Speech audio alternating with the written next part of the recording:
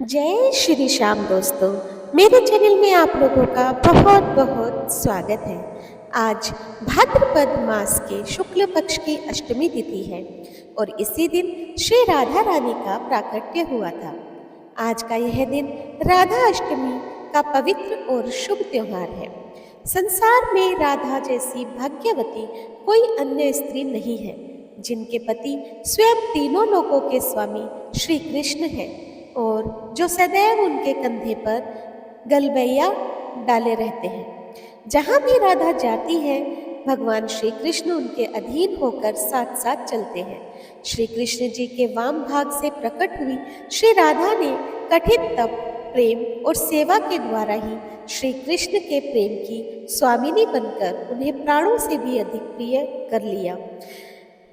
श्री राधा अष्टमी की वह पवित्र कथा आज मैं आपके समक्ष प्रस्तुत करने जा रही हूँ, जो इस दिन अवश्य सुननी चाहिए।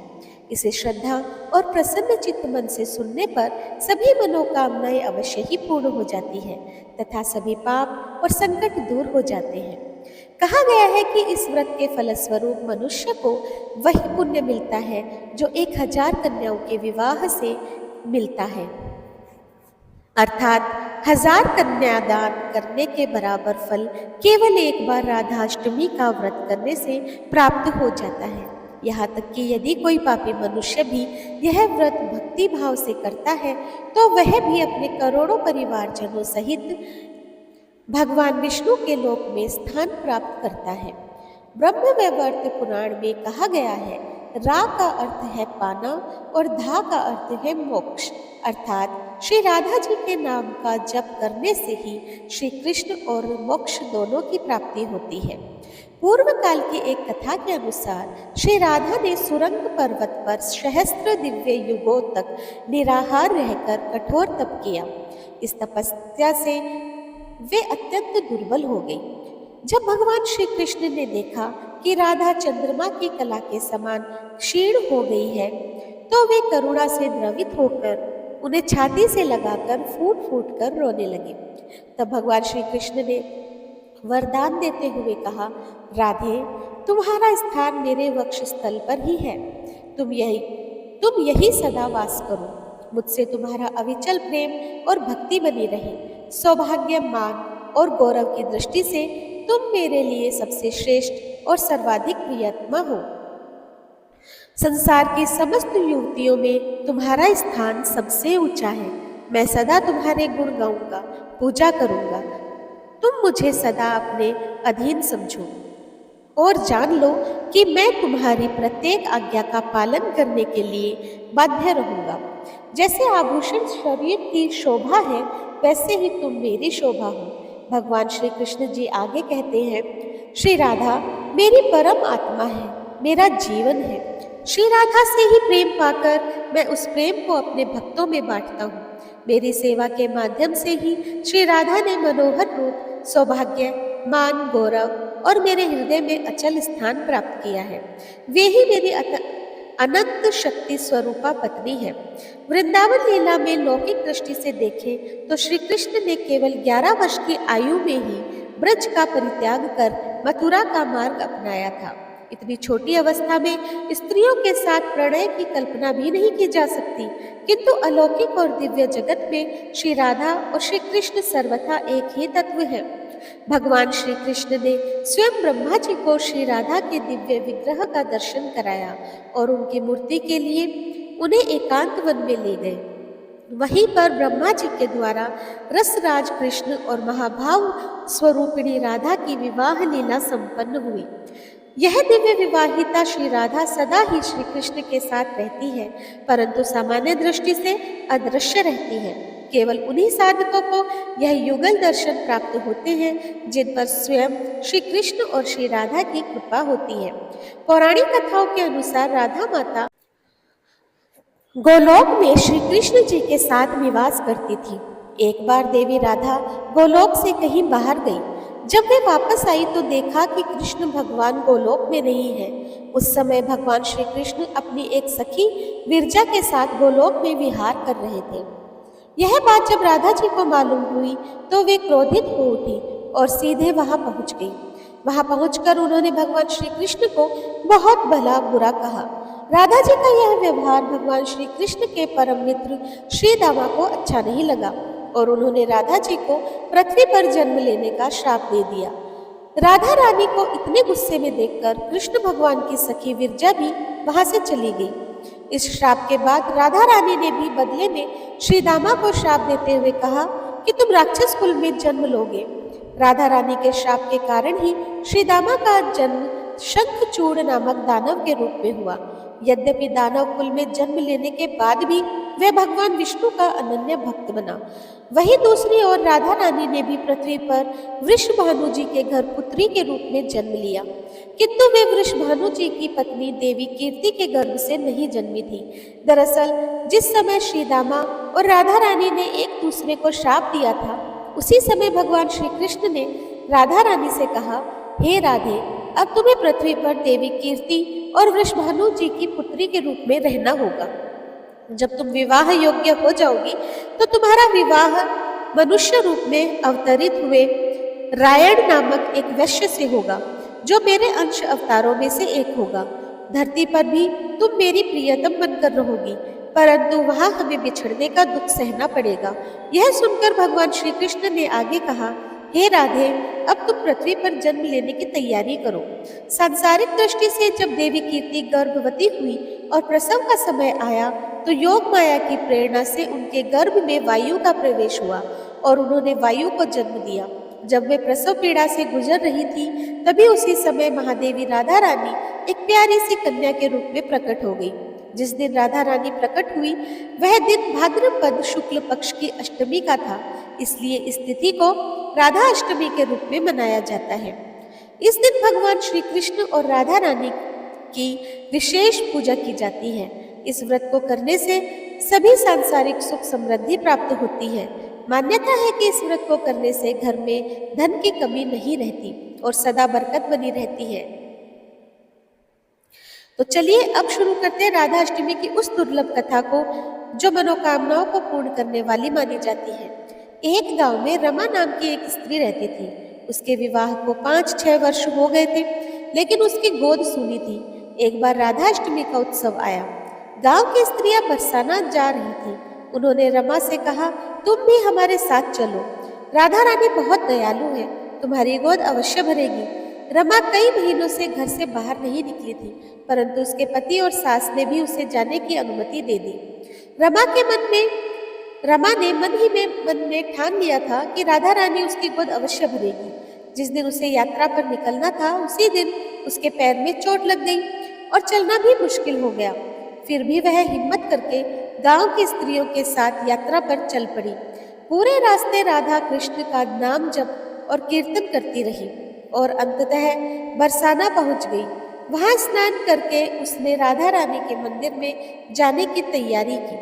राधा जी के महल में जब जाना होता है तो वह बहुत ऊंची ऊंची सीढ़ियां चढ़नी पड़ती है। रमा जैसे ही सीढ़ियां चढ़ने लगी तो स्त्रियों से बोली, तुम लोग आगे आगे चलो, मैं धीरे धीरे आ रही हूँ, क्योंकि मेरे पैर में चोट लगी है और चला भी नहीं जा रहा है। 2-4 सीढ़ियां चढ़ने के बाद उसका पैर मुड़ गया और वह नीचे गिरने लगी। तभी 7-8 साल की एक सुंदर कन्या ने उसका हाथ पकड़ लिया। रमा बोली, बेटी, आज अगर तुम न होती तो मैं तो गिर ही जाती। वह कन्या मुस्कुराकर बोली, माता, मैं आपको ऐसे कैसे गिरने देती। तब रमा ने पूछा, बेटी, तुम्हारा नाम क्या है। कन्या बोली, लाडो नाम है मेरा और यही पास में ही रहती हूँ। वे दोनों सीढ़ियों पर बैठ गई। लाडो कहने लगी, माता, मेरे लिए क्या लाई हो। उसकी मासूम बातें सुनकर रमा के चेहरे पर मुस्कान आ गई। उसने कहा, बेटी, मैं कल तुम्हारे लिए अवश्य कुछ न कुछ लेकर आऊंगी। बताओ तुम्हें क्या पसंद है। लाडो बोली, मुझे नथनी, गले का हार, कानों के कुंडल, चूड़ियां, मेहंदी और घाघरा चोली बहुत पसंद है। इनमें से कुछ भी ले आना। इतना कहकर वह बालिका भाग गई। जैसे तैसे रमा भी मंदिर के दर्शन करके लौटी। उस दिन से रमा का मन उसी बालिका में लग गया। अगले दिन उसने बाजार से गले का हार और चूड़ियां खरीदी और उसी जगह जाकर लाडो का इंतजार करने लगी। थोड़ी देर में वही कन्या आ गई। रमा ने जैसे ही चूड़ियां और हार उसे दिए तो लाड़ो ने होठ फुलाते हुए कहा, बस इतनी सी ही चीजें लाई और कुछ नहीं लाई। रमा ने प्यार से समझाया, बेटी मैं 8 दिन यहीं रहूंगी और रोज तुम्हारे लिए कुछ न कुछ लाऊंगी। यह सुनते ही लाड़ो उसकी गोद में बैठ गई और गले से लग गई। उस क्षण रमा की आंखें भर आई, मानो उसे अपनी संतान मिल गई हो। वह बड़े स्नेह से उसके सिर पर हाथ फेरती रही। फिर जैसे ही दिन बीते, रमा ने मंदिर से आकर लाड़ो के लिए घाघरा चोली बनवाई। वह रोज कुछ न कुछ भेंट करती। एक दिन रमा ने कहा, बेटी अब तो यह सारी चीजें पहनकर दिखाओ। लाड़ो मुस्कुराकर बोली, कल राधा अष्टमी है, उस दिन पहनूंगी। इस बार लाड़ो के साथ एक छोटा लड़का भी आया। उसे देखकर रमा बोली, आज न जाने क्यों मेरे मन में आया कि एक धोती और मोर मुकुट ले आऊं। क्या मैं इसको दे दूं? लाड़ो बोली, यह कनवा है, मेरे साथ ही रहता है। हाँ, तुम इसे दे दो। इतना कहकर दोनों सारा सामान लेकर चले गए। अगले दिन राधा अष्टमी थी।